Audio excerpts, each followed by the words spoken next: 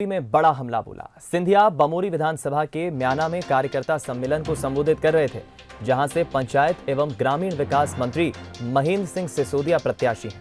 सिंधिया ने कहा कि इन दोनों की जोड़ी में से एक चुनाव के समय गायब हो जाता है और चुनाव के बाद सरकार बनते ही सामने आ जाता है। ये दोनों का वर्किंग स्टाइल है। चुनाव के बाद जनता दोनों को पर्दे के पीछे ही रखेगी। अचानक ही नहीं, देखो ये जोड़ी है दोनों की। चुनाव के समय में एक गायब हो जाता है और दूसरा दिखता है, और चुनाव के बाद जब सरकार बनी थी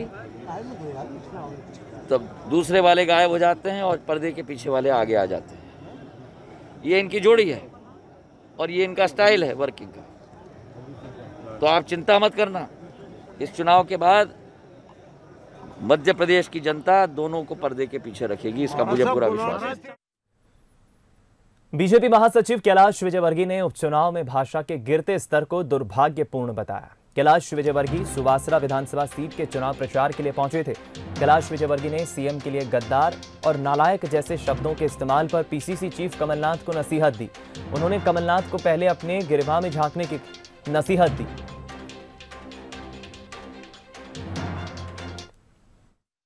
बहुत दुर्भाग्य की बात है कि पहली बार इतने हल्के शब्दों का प्रयोग हुआ है राजनीति के अंदर, मध्य प्रदेश की राजनीति के अंदर। जिस तरीके से कमलनाथ जी ने गद्दार शब्द का इस्तेमाल किया, जिस प्रकार कमलनाथ जी ने प्रदेश के मुख्यमंत्री को नालायक कहा, मैं समझता हूं ये अच्छी संस्कार वाली बात नहीं है, और इसलिए मैं उनकी बात का कंडेम भी करता हूं।